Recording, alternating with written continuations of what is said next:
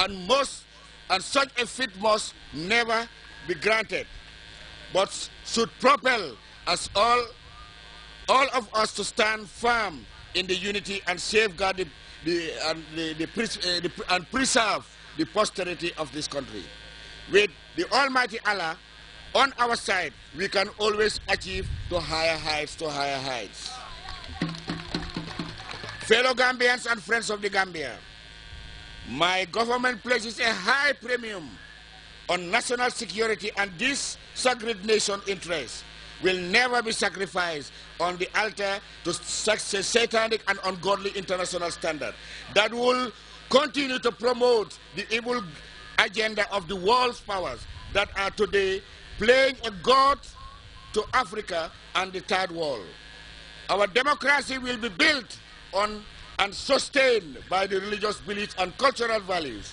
And as I declared for a team during the last July 22nd anniversary, we will continue to live according to our religion. Therefore, the cohesive and dictatorial pressures by our foreign powers aim at imposing on us their ungodly and decadent cultures like sexuality and unbridled freedoms that endangers the peace and welfare of the majority will never be accepted in these satanic forces. Would one day lead the brothers marrying their biological sisters and fathers marrying their own daughters and mothers marrying their own sons. This will never be tolerated in this country. Such an evil world they are preparing for mankind cannot be accepted by we, Allah worshipping Muslims and Christians the world over. More so Africans, especially Gambians. Fellow Gambians and friends of the Gambia, independence, development, peace and sustainability cannot be attained and sustained without a price. Every citizen should be willing to pay with his or her own sweat at least for rapid socio-economic development and peace. At the most, very citizens should be willing to pay with his or her own blood and tears to maintain our independence, freedom, security and permanent stability in this country, where all Allah-fearing Muslims and Christians will be worshipped, our Creator and Masters, with absolute peace and mind and soul. I call on every Gambian to take greater personal responsibility for the socio-economic development, stability, security and independence, and in a nutshell, the well-being of our motherland, which is Gambia. We should not rely on the state of disappropriateness, shared of our welfare. Rather, we must endeavor and be bold enough to take full control and responsibility for our own socio-economic advancement that our country cherishes. It is only the spirit of our living by one sweat and contributing to our country's development that we as a nation, working together with only the Almighty Allah as our master and our religion as our way of life and governance, that we will return this great country to the economic superpower that we yearn for in a shorter period of this country. Long live the July 22nd revolution. My government continues its program of socio-economic development with religion and our religious values system in the cornerstone of our national psychological emancipation and liberation from the shackles of neocolonialism in all the shapes and colors.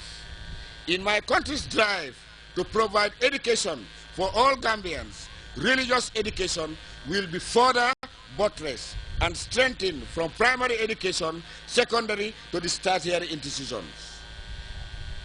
It is only when religion and faith in Allah only established in the hearts of every Gambian that we can become truly independent and dignified people. We cannot be called dignified and independent when instead of putting our dignity in the might of our Almighty as a custody, we look up satanic powers that we be whose only objective and humanity in the glory that all is evil and ungodly.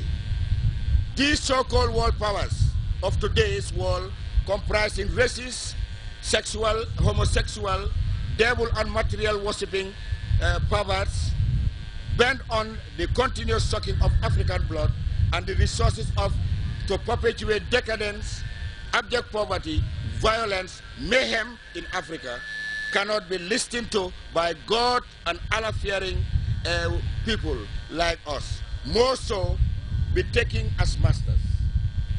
I am sure that even Iblis or Satan believes that he is less evil than these powers who have set one set of standards for themselves and an order for the rest of mankind, especially Gambians, so especially Africans, Gambians. Long live the revolution.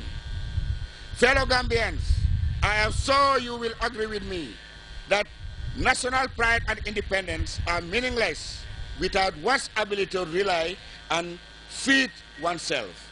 Therefore, we celebrate this independence celebration. Let us take the solemn and sacred responsibility to grow what we eat and eat what we grow in order to sustain this label. Long live the struggle. For our country to be highly developed, sacred, powerful powers and independence, it must be a very healthy nation.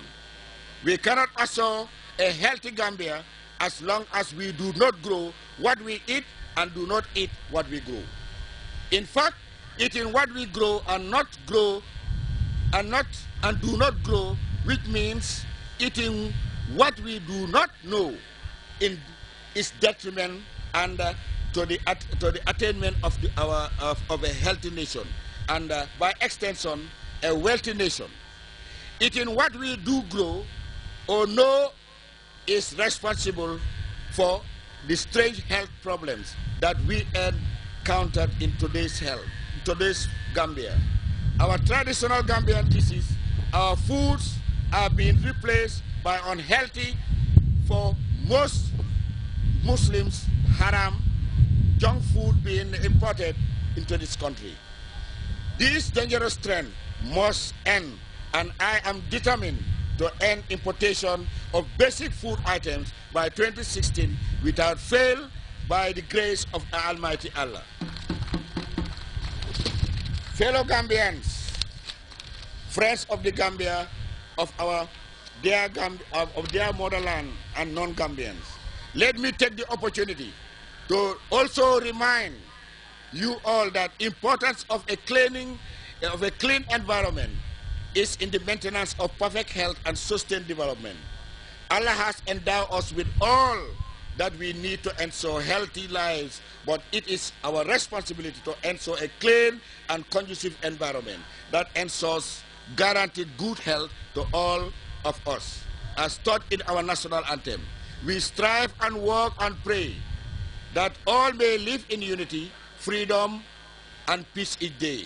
Therefore, let justice and the fear of Allah guide our action towards the common good.